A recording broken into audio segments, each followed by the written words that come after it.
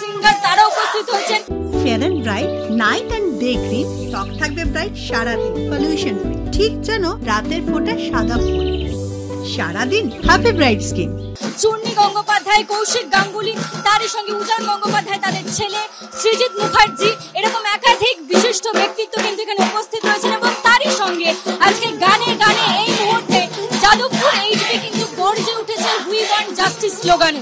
আমরা একটু আগেই দেখাচ্ছিলাম সন্দীপ ঘোষ গ্রেফতার হয়েছেন, সেই বার্তা যখন তাদের কাছে এসছে তারা বলছে এটা একটা আংশিক জয়, ধারাবাহিক আন্দোলনে এটা কোথাও গিয়ে প্রভাব তো অবশ্যই ফেলবে, কিন্তু কোনোভাবেই এটা আন্দোলনকে থমকে দিতে সাহায্য করবে না। অর্থাৎ আন্দোলন কিন্তু আরো জোরালো, আরো জোরদার হচ্ছে। এবং এই মুহূর্তে যে ছবি দেখাচ্ছি আমরা, তোমার স্বর আমার স্বর, জাস্টিস ফর আরজি কর।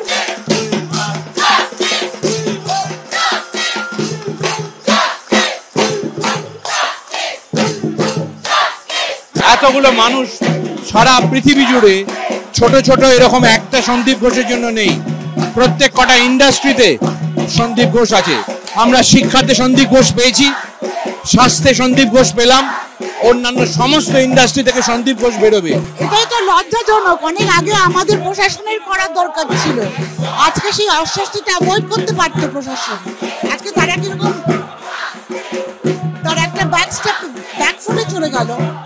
আজকে তাদের যদি যেই অভিযোগগুলো আনা হয়েছিল সেটা সময় মতো শুনে যদি ছাড়া দিত তাহলে এই অবস্থা হতো না, এত দুর্নীতি হতো না। একটা মেয়েকে প্রাণ দিতে হলো এটার জন্য।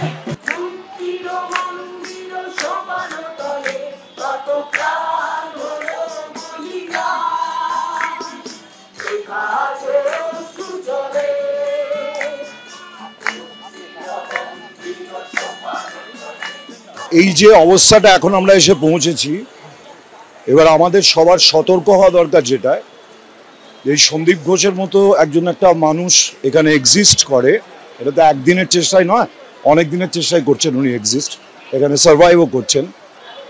আমাদের এখন সময় হয়েছে খুঁজে দেখার যে কারা কারা এরকম গোকুলে বাড়ছে।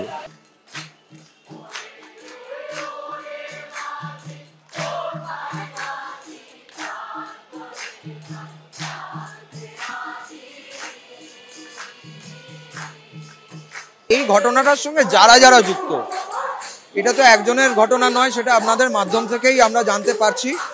এবং যারা যে মানুষজন এই কেসগুলো নিয়ে কাজ করেন তাদেরও বক্তব্য আমরা শুনছি আপনাদের মাধ্যম অনুযায়ী।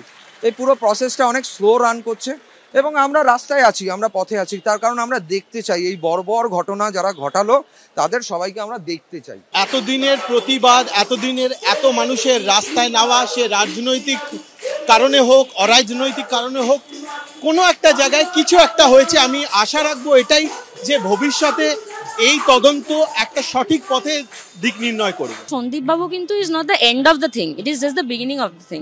So we have to keep searching for other people. নারী সুরক্ষা নিয়ে প্রশ্ন উঠেছে, আপনারা সেই দাবিতে গতকাল রাত দখল করলেন, সেখানেও দেখা গেল নারী সুরক্ষায় ক্ষতিগ্রস্ত হলো। এরপরেও কি নিরাপত্তাহীনতায় ভুগছেন? দেখুন, নিরাপত্তাহীনতায় সত্যি ভুগছি না, কারণ এই যে আজকে যেটা দেখতে পাচ্ছি আমি, আজকাল তো থাকে সব বললে আবার লোকে আবার সেলিব্রিটি চটিচাটা বলবে। এনিওয়ে, মানে এই যে শহরটা আমি দেখছি লাস্ট কিছুদিন ধরে, আমি তো এই শহরটাকেই চিনে এসেছি বরাবর। নিরাপত্তাহীনতায় কিন্তু ভুগছি না, মনে হচ্ছে সিস্টেমে একটা গন্ডগোল আছে এবং পুরো সিস্টেমটা বাজে না, সব পুলিশ খারাপ নয়, তাহলে একটা সিস্টেম চলে কি করে? তো এই বাজে জিনিসগুলোকে বাদ দিয়ে দিলে আবার সিস্টেমের জায়গায় ফিরে যাবে। কলকাতা যেরকম ছিল কলকাতা সেরকম হয়ে যাবে।